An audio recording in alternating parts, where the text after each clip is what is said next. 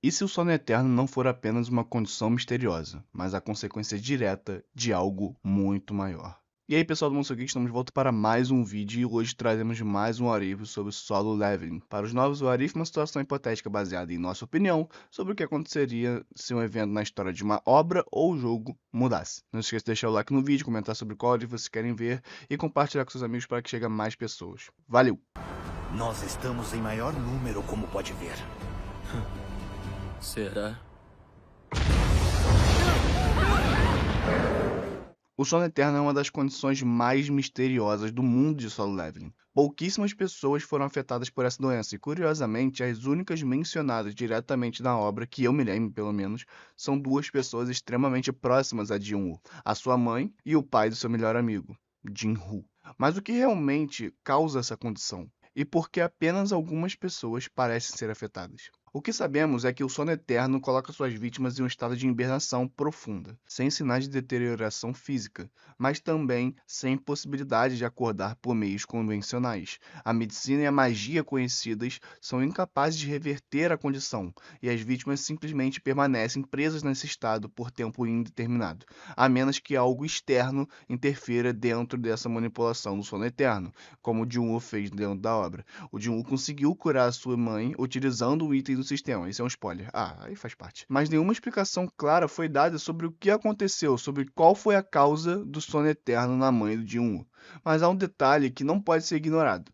Ambas as vítimas conhecidas tinham conexões indiretas com forças superiores, ou pelo menos seres poderosos. A mãe de Jin-woo foi exposta a ele, que eventualmente se tornaria o receptáculo do Monarca das Sombras. Claro, naquela época, o Jin-woo ainda não tinha o poder do Monarca das Sombras, ele ainda era aquele caçador rank E.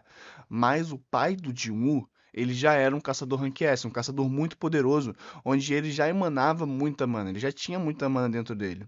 Já o pai do Jin-woo era próximo do Gogury, um caçador rank S que carregava dentro de si um fragmento do poder dos governantes. E o Jin-woo foi vê-lo, se eu não me engano, antes dele ter os sintomas do sono eterno.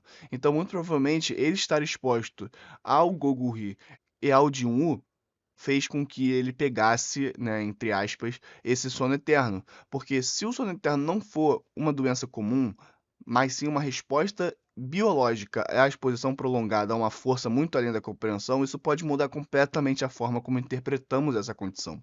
Até agora, sempre assumimos que o sono eterno era um problema isolado dentro da obra, algo sem grande impacto além dos afetados diretamente. Mas e se ele for, na verdade, uma consequência inevitável da presença de seres transcendentes no mundo, os governantes, os monarcas e qualquer outro ser que vá ao mundo de Solo Leveling? E mais importante, o que realmente acontece com aqueles que permanecem tempo suficiente nesse estado? A primeira pista de que o sono eterno pode estar relacionado ao contato com seres extremamente poderosos está na forma como a mana afeta o corpo humano. Os caçadores despertam quando entram em contato com a energia liberada pelos portais, tornando-se capazes de usar habilidades sobre-humanas. Mas e aqueles que não têm a capacidade de despertar? Se um humano comum for exposto a um nível alto de má energia, pode ser que o corpo dele, em vez de se fortalecer, enfraqueça. E isso explicaria por que apenas algumas pessoas são afetadas. O pai de Jinru era um humano normal, sem mana, e passou anos ao lado de Gogury. A sua exposição prolongada pode sim ter causado um efeito colateral irreversível, da mesma forma que a mãe do Jinwoo ficou doente pouco antes do pai dele desaparecer, que era um hospedeiro dos governantes depois. Eu não sei se naquele momento ele ainda era, né? Ele já era, mas eu acho que ele só foi na caverna. Mas ele ainda assim, ele era um caçador rank S, e ele pode sim ter transferido um pouco da sua mana para ela sem perceber, resultando no estado de coma. Se essa teoria estiver correta, isso significa que qualquer humano comum exposto tempo suficiente à energia dos seres como governantes ou monarcas pode acabar caindo no sono eterno. Isso explicaria por que tão poucos casos são relatados. A maioria das pessoas simplesmente não tem contato direto com os caçadores rank S ou entidades superiores. Mas o que aconteceria se alguém permanecesse nesse estado por muito tempo? Se um humano comum pudesse de alguma forma suportar essa exposição e não sucumbir completamente ao coma, será que ela despertaria algo novo dentro dela? Será que a gente vai ver em Solo Leveling Ragnarok alguma coisa diferente disso? Alguma pessoa que caiu no sono eterno e conseguiu reviver?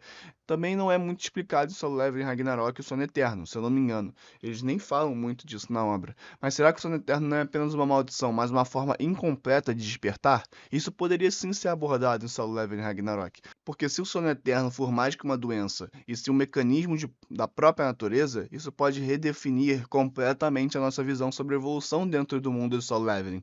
E se em vez de um erro ou um efeito colateral da energia dos governantes e monarcas, ele for um estágio de adaptação, algo que separa aqueles que podem suportar a presença crescente de mana e aqueles que simplesmente não conseguem sobreviver nesse mundo.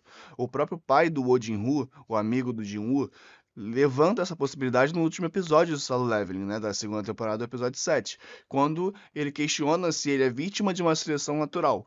Essa fala pode não ter sido um mero desabafo, mas sim uma pista do que realmente está acontecendo. Em um mundo onde a mana se tornou a parte essencial da existência humana, aqueles que não possuem resistência ou afinidade com essa energia acabam sendo eliminados. Mas será que esse estado é realmente um fim ou um processo inacabado dentro de Solo Leveling? Se essa teoria estiver correta, o sono eterno não é apenas uma sentença de morte, mas um filtro da natureza, uma seleção natural para um mundo onde a mana é dominante. Os fracos não sobrevivem, mas talvez os que resistirem possam emergir como algo novo. A grande questão é: existe alguém que já passou por esse processo e sobreviveu sem intervenção externa? Ainda não foi citado, né? Eu lembro que o pai do amigo do Jin-Woo, ele ficou procurando sobre pessoas que se curaram e ele só achou a mãe do Jin-Woo. Então, como sabemos, no mundo de Solo Leveling não tem ninguém que se curou do sono eterno, nem naturalmente, nem por nenhuma medicina ou magia. Então, isso poderia ser abordado em Solo Leveling Ragnarok, porque, se eu não me engano, a obra de Solo Leveling já está fechada, né? Não vai ter nenhum prólogo, nenhuma ova, nem nada. Então eu acho que em Solo Leveling Ragnarok eles poderiam explorar isso. E essa é a nossa teoria. Eu espero que vocês tenham gostado. Eu acho que é um assunto que a gente não comenta, é até uma explicação sobre o que é o sono eterno, porque às vezes passa muito batido, o anime é muito corrido, e isso a gente vai fazer uma teoria, né? Uma teoria não, né? Um e se o anime for corrido demais, porque a gente vê que o anime pega muitas partes que não são do manhwa, né? Ele corre demais e alguns detalhes que poderiam ser mais importantes para o anime, que dariam mais vontade de ver o anime, porque às vezes os detalhes do anime são muito importantes, né? Não é só lutar, não é só o Jin-Woo crescer, mas também ter o desenvolvimento das relações do Jin-Woo com os personagens da obra. E eu espero que vocês tenham gostado do vídeo, vocês curtam, comentem, compartilhem com seus amigos, porque é muito importante para o nosso canal, a gente precisa muito do apoio de vocês. A gente está voltando com isso aqui já tem um tempo, e a gente precisa mais ainda do apoio de vocês para que a gente consiga crescer mais e dar mais vontade de fazer os vídeos.